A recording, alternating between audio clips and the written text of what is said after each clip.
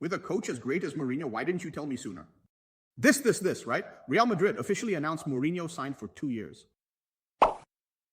Real Madrid has no shame at all. Mourinho, a coach abandoned by the top 5 leagues and elite clubs, and Real Madrid actually has the nerve to sign him back. And 3 months ago, in the Champions League knockout match between Benfica and Real Madrid, Mourinho publicly blasted Real Madrid's black whistle, the Hala whistle, after the game, and directly pointed out how Real Madrid relied on referees to win the Champions League. Mourinho's exact words were that Real Madrid had a little note to give to the referee, saying which players could be carded and which couldn't. They're corrupt to the core. After such a huge conflict, Florentino could actually beg Mourinho to return to the Bernabeu. This is such a shameless move. Hunting for moles. Huh? Go back and play. It seems you football influencers have a different mindset than mine, let me tell you. Real Madrid signing Mourinho for 2 years means Real Madrid is finished. Then what do you think about Chelsea signing Alonso? Let me talk about Real Madrid first. Alonso NTR'd Liverpool. You know NTR, right? Like, madam, you wouldn't want your husband to lose this job, would you?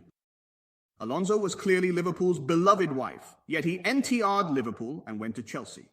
Liverpool's management didn't contact him. You can't blame Alonso. Even so, you should wait until Liverpool's management decides they really don't want you before going to Chelsea. The season isn't even over. Even if Slot were to be fired, it should be after the season ends.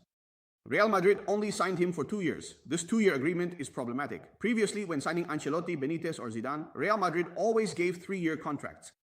The whole logic of Real Madrid signing coaches is to give them 3 years to build the team, but Mourinho's contract this time is only for 2 years. This shows Real Madrid's extreme lack of trust in Mourinho, or that Real Madrid is desperate for results to prove themselves. Now, regarding Mourinho taking over Real Madrid, many might say he'll hunt for moles or there'll be internal strife, but what I want to say is, when Mourinho takes over, the first one he'll purge is the Black Bear. The Black Bear and Mourinho just had a falling out 3 months ago. When Mourinho was coaching Benfica, the Black Bear allegedly reported a Benfica player for racial discrimination. This case is still being appealed in the EU courts, so there's a grudge between the Black Bear and Mourinho. Plus, Mourinho's team-building philosophy over 20 years has always been about a stable spine. He needs a target man, 2 holding midfielders, and a highly offensive attacking mid. With a target man, Mbappe and the Black Bear will have to compete for the left wing. Only one person can play on the left. Mbappe won't be playing center forward anymore. So between Mbappe and the Black Bear, who gets sold? No doubt it's the Black Bear. With such a deep grudge between the Black Bear and Mourinho, Mourinho is a man who holds a grudge. He still hasn't forgiven those who betrayed him back then. So the Black Bear will definitely be sold. As for the question of who stays between Mbappe and Vinicius, Mourinho will settle that the moment he arrives. Who's out? Vinicius is out. Now, looking at the midfield, Mourinho has been coaching for over 20 years and he really loves using a double pivot. With a double pivot, one focuses on defense while the other focuses on the attack. So when choosing that double pivot, we have to talk about Valverde and Tchouaméni. Between Valverde and Tchouaméni, it's Tchouaméni's ball-winning ability that Mourinho really needs. So one of them, either Tchouaméni or Valverde, has to go. Who is it? Valverde goes. Then there's Bellingham. Can Bellingham stay in this Real Madrid squad? My answer is no, he can't. Mourinho doesn't like midfielders who are that soft and ineffective.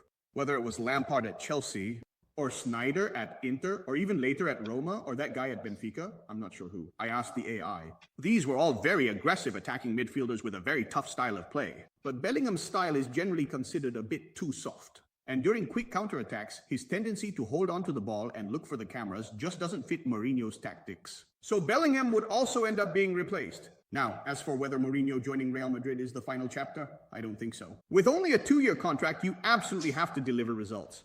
In just 2 years, nobody can truly manage and settle this Real Madrid team. This signing was destined for failure for Mourinho right from the very start. Because Florentino Perez doesn't allow him any room for error. You have to be right every time, always right, succeeding perfectly and constantly. It's impossible. So my personal prediction is that Mourinho will likely be sacked within a single season. And this is different from teams Mourinho coached before. He isn't the king of this team. It's Mbappe. If you make things uncomfortable for Mbappe on the pitch, then you're the one who's out. Personally, I predict Mourinho won't last more than a season before Mbappe forces him out through locker room politics. Because in Mourinho's tactical system, someone is allowed not to defend. Who? The target man. Whether it's a target man like Drogba, Benzema, or Milito at Inter, only the center forward position is exempt from having to drop back frequently. He has extremely high demands for the 2 wingers to track back and defend. But Mbappe isn't exactly the type who enjoys dropping back to defend. Mourinho's tactics just don't suit Mbappe, as Mbappe isn't willing to do that much running. So I think Mourinho's prospects aren't great. He'll likely leave within a year. And the biggest issue with this whole series of signings is that they only gave him 2 years. 2 years? Real Madrid is being way too impatient. The locker room, the tactical philosophy, and the style of play. You can't fix all that in 2 years. And even if Mourinho wins the league title within those 2 years, he'll still be sacked.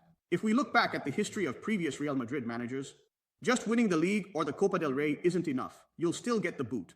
If you don't win the Champions League within those 2 years, Mourinho, you won't get a contract extension. Can Real Madrid win the Champions League in 2 years? My answer is, it's impossible. So Mourinho joining Real Madrid is just a short-term signing. And from this signing, we can see that no one is willing to take over Real Madrid anymore. Just 3 months ago, he blasted Real Madrid's Hala Madrid having such a big grudge against you.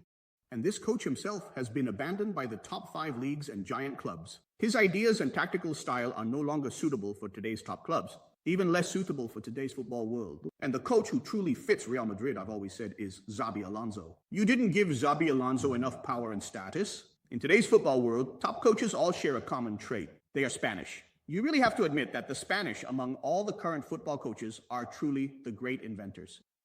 While Mourinho is a steam engine style coach, today's coaches can be compared to new energy electric cars. And